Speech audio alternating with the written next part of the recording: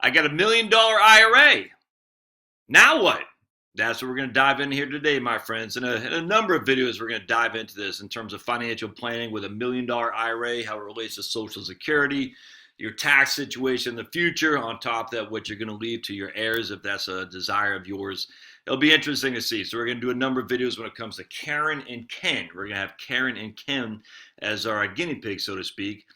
Start with married, filing jointly, and then later on down the road we'll kill off Ken, so it'll just be Karen. So we'll go into married, filing jointly, and then we'll go into a different model where it's just Karen by herself as a single person. So this should be pretty interesting. We'll probably do, I don't know, 3 or 4 videos comes to just basic financial planning, and then we're going to go into doing Roth conversions as well.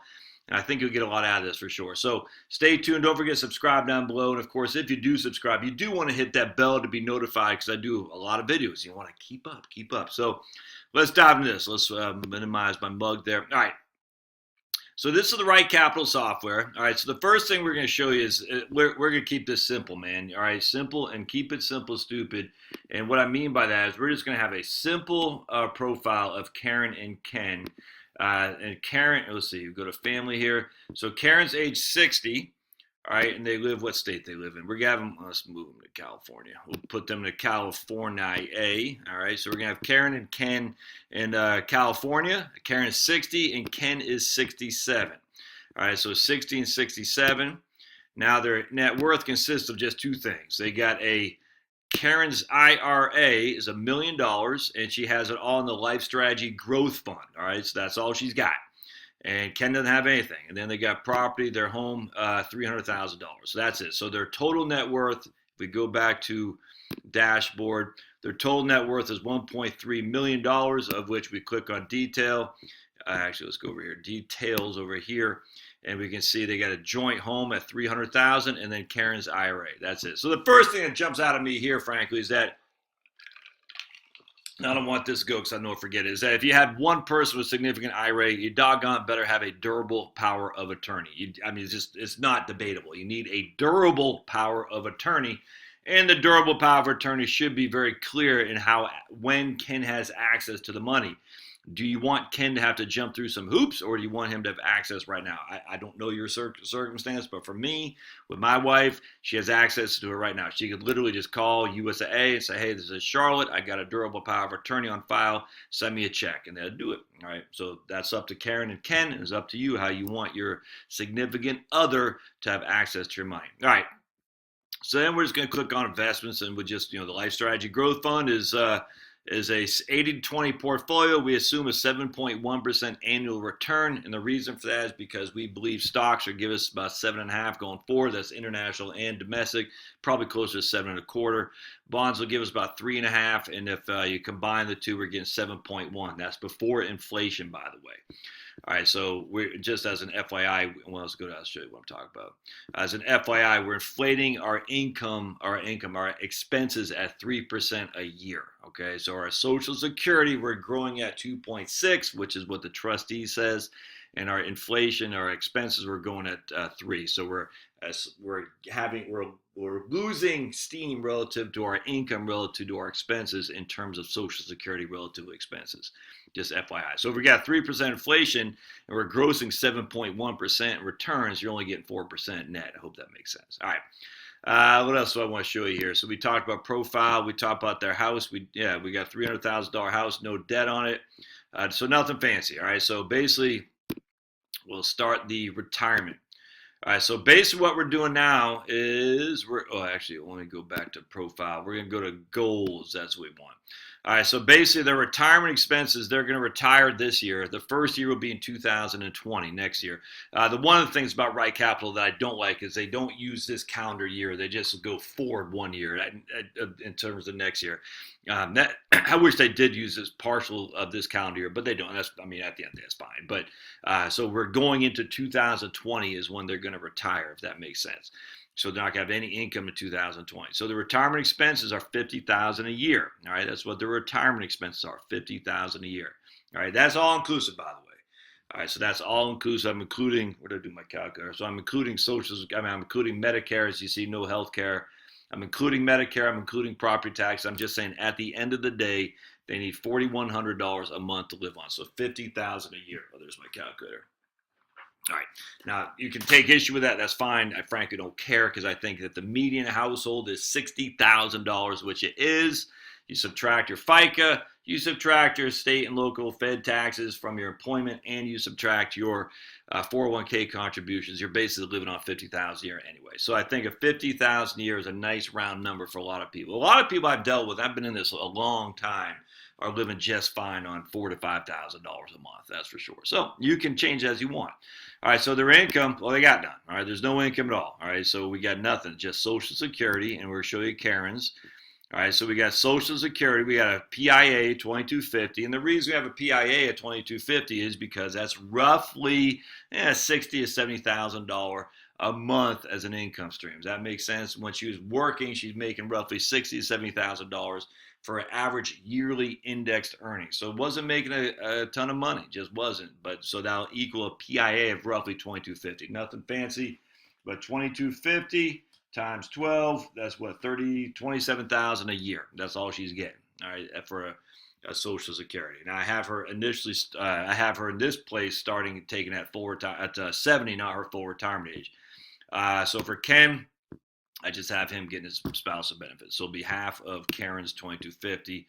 So 2250 divided by 2 plus 2250 equals they'll get $33.75 a month in Social Security. Times that by 12, that's $40,000 a year in Social Security. All right. So this will play in a factor when we factor in if you're going single relative to if you're going to married, filing joint, because in this case, they're going to have significantly more Social Security than someone who's single will. All right. Now, but remember, Ken is 67. All right. So we'll go back to Ken is 67, and we're going to have him dying at, family. We will have Ken dying at 80. So we have Ken dying earlier than Karen, simply because he's older and hasn't worked for a while, we'll just say. And we have Karen live until she's 90. All right. So that could play a role in future planning. But we do have Ken dying early and Karen living till 90 years old, which makes sense to me. All right. So that's their goal is they're going to take Social Security we have a couple different places. We're going to take it at 70 for Karen, and we're going to take it at 66, their full retirement age. Also remember, Ken cannot get his spousal benefit until Karen files, by the way. So that will play a little bit of a role here, but just don't sweat Ken's stuff because he's not really bringing anything to the table financially speaking. He has no assets other than half the home that he owns with Karen, and he's got no income because we'll just say he's been on disability. So the only income he's making is partly from Karen's, his spousal benefit from Karen's work, if that makes sense. All right, so let's go to income. We talked about that. Let's go to savings. They're not saving anything because they're going to quit. Go to expenses. Again, there's just nothing here because their expenses are the $50,000 a year retirement expenses. All right, so the first thing I like to do, I like to look at this right here for tax. And as you can see, not much here. Now, they do live in, I think I said California, yeah, so 1.8. I highly suspect that might not be. Actually, I tell you what, well, let me pause real quick. I highly suspect that might not be the case, that their incomes could be that. But anyway, let's keep going from California. Their tax will be 1.8. And we'll find out here in just a second. I'm going to do a California specific. But then you can see the tax, not much. I mean, it's still below 10%, 10%, 10%. And then all of a sudden, kaboom. Look at that. It goes from roughly 9.5 to 17%. And you want to guess what happened here? Well, guesses. Going once, going twice, going 3 times. Yep, that is the widow's tax trap. Indeed, indeed. So let me pause. I want to see what California is going to be. Actually, but before we do that, let's go to their or go to retirement. Let's see where their income's coming from. Always go to cash flows. So cash flows is here. And we have income is coming from, let's see here. This is at 70. Income inflows, plan distributions, or expenses. So their income is coming from IRA distributions. So they need $50,000 a year from IRA distributions with no Social Security. Let's see what that would look like for a married couple in California. So hang tight. We're going to go look up at the calculator there, and I'll be right back. So I went to smartasset.com, and I used their 2018 updates for their on the website for California. They're saying their total state income tax in California would be $667 if we have $50,000 of income. The problem with that is they don't. They reduced. Their calculator before was much better. This is too bad. I'm gonna have to find a new one because this is not nearly as good as what they had last year. But anyway, either way, they're saying California state tax is marginal rate of 4%, effective rate is 1.33, so 677. And I think for Right Capital, we're showing twice that, if not more. Let's take a look here. Taxes right here. I think we're showing. Actually, let's go over here. Bear with me just a second. We're going to show, let's go back to retirement. And let's see what we got here. Cash flows, tax. Yeah, so, a little, not much. They're pretty close. I mean, it's still $400 off, but not as off as I would have thought.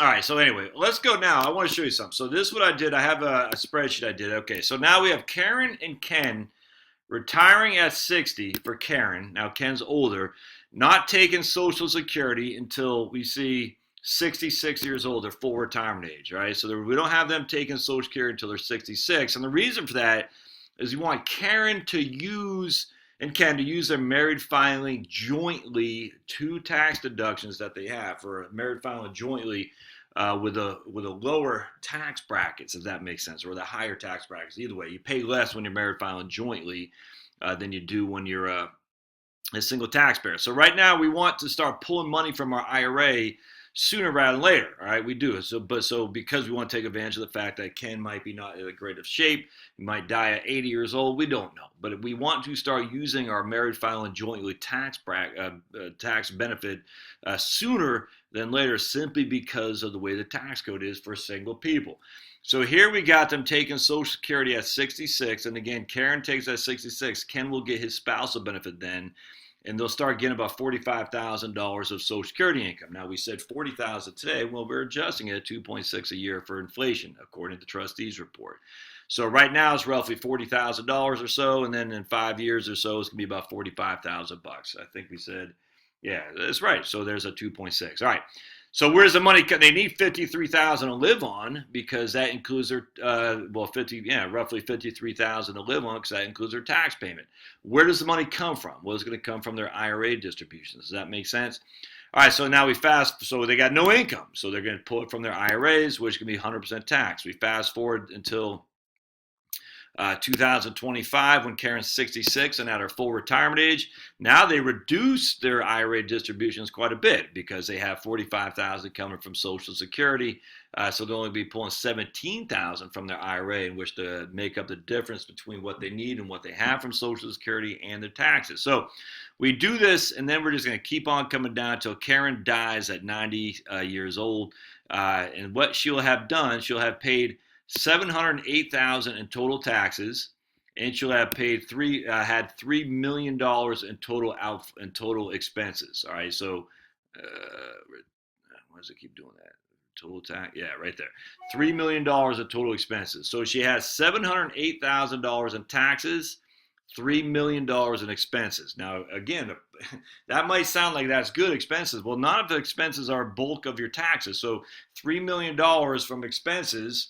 And we just go equals this minus this. That means her total expenses that she could use for herself were $2.3 million. Her net expenses were $2.3 million. So basically, she lost roughly 25% of taxes. There's no other way around that. So she spent $3 million, of which $700,000 went to taxes. That's a 3-to-1 ratio.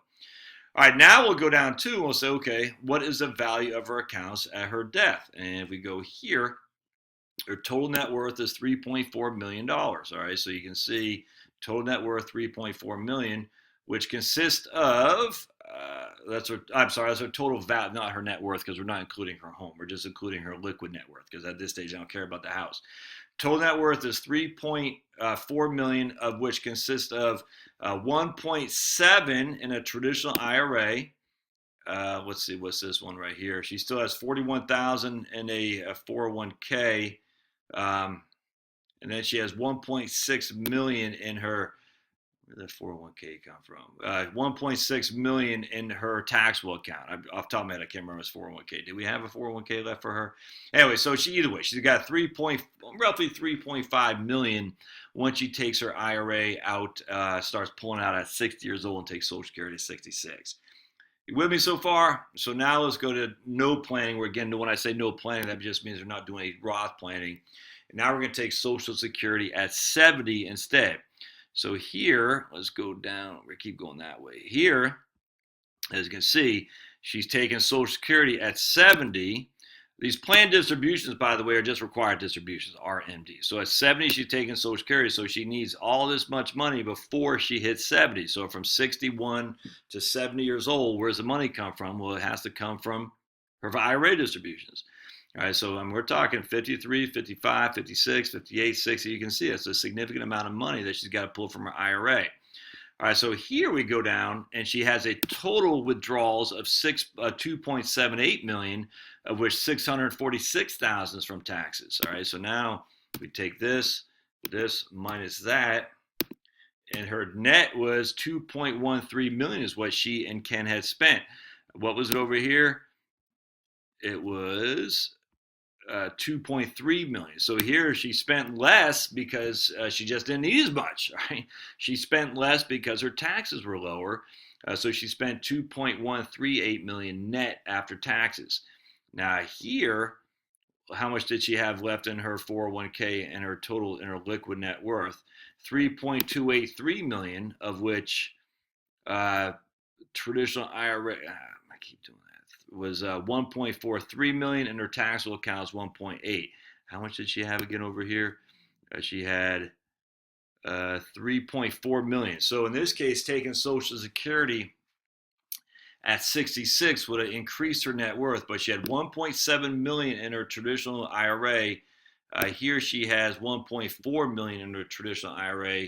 Here she has 1.83 million in her brokerage account. Here she had 1.66 million. It's pretty much a wash there, my friends, because you got to factor the taxes that are going to be due on this. 1.7 million relative to the tax going to be due on that. And so at the end of the day, it's pretty much a wash. She has 3.283 million as a liquid net worth when she dies. One having taken Social Security at 66, the other having taken it at 70 years old, if that makes sense. Maybe the next one I'll do when she takes Social Security at 62, just to see. It'd be kind of interesting. But either way, she pays a lot of taxes, 640 to 6,000 here when she starts taking Social Security at 70, and she pays 708 here, so another 60,000 in taxes when she took Social Security at 66. She pays more taxes. Simple reason, because she has more when Ken dies. And that means she has more as a single taxpayer as opposed to married filing joint. All right, so stay tuned. We got a lot more to go on this. Hope this makes sense. It'll be interesting to see where it shake out. So stay tuned, and I'll put a link in the show notes to follow for the next episode here. All right, thanks.